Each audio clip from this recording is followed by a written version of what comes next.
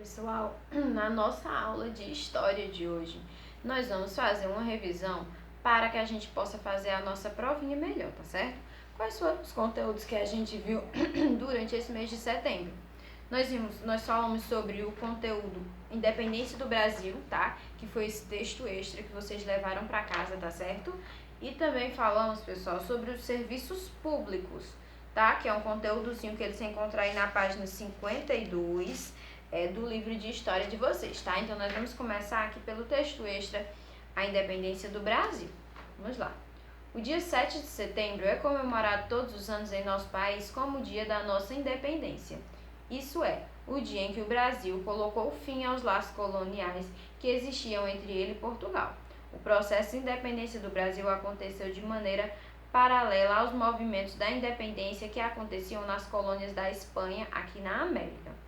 Esse processo teve como grande personagem Pedro de Alcântara, também conhecido depois da sua coroação como Dom Pedro I.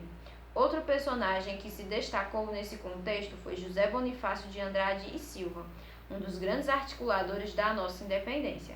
A independência do Brasil aconteceu como reflexo direto da tentativa da burguesia portuguesa de recolonizar o Brasil e de reverter os avanços que tinham acontecido no país, principalmente nas questões econômicas, durante o período joanino.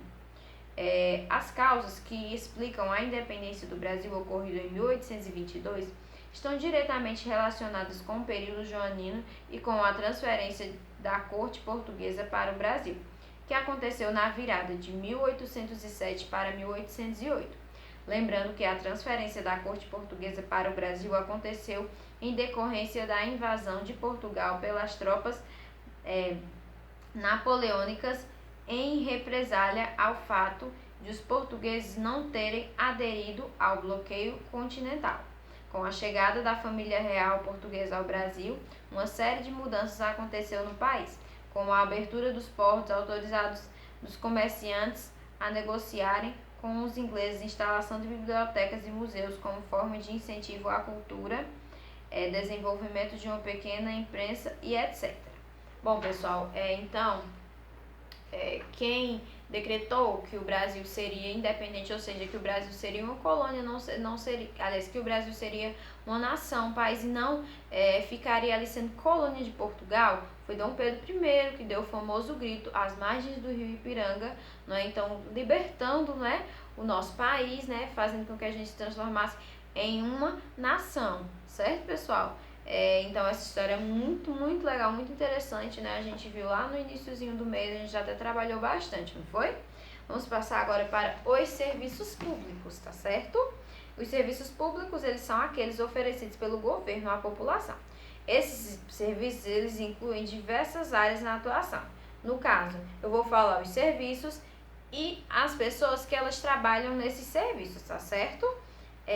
No caso, os servidores públicos. Na educação nós temos os professores, os diretores, os coordenadores, orientadores e etc. Na saúde nós temos os médicos, os enfermeiros, assistentes sociais e etc. Na área da segurança nós temos os policiais, os guardas e etc. No serviço de transporte nós temos os motoristas, os mecânicos, os funileiros e etc. Na parte da infraestrutura nós temos arquitetos, pedreiros e etc. Na área do registro civil, nós temos os produtores, diretores, jornalistas e etc. Na área do lazer, nós temos os esportistas, os recreadores e etc. Bom, pessoal, para se tornar um servidor público, é preciso passar em uma prova, não é? Uma prova do concurso público. Em seguida, as pessoas que foram classificadas esperam ser chamadas para ocuparem vaga na administração pública. Então, todos esses profissionais, eles têm seus salários pagos pelo governo, tá? E todos os cidadãos, eles pagam impostos, né? Tudo que a gente compra, tudo que a gente faz, a gente paga um imposto. Através desse imposto, os nossos governantes, eles administram esse dinheiro, né? Para que esse dinheiro vá para todas essas áreas aí do serviço público e até para pagar os funcionários públicos, não é? Que eles não vão trabalhar de graça, não é? Ninguém vai trabalhar de graça. Então, é uma forma de pegar esses impostos para que ele seja bem dividido e bem administrado, não é? Pagando assim tanto o salário dele, quanto investindo aí na educação, na saúde, na segurança, no transporte, esse tipo de coisa. Bom, pessoal, façam novamente a leitura, certo? De todo o conteúdo para que vocês possam fazer uma boa prova. Essa foi a nossa aula de história de hoje. Qualquer dúvida que vocês tiverem, é só perguntar. Beijos e tchau!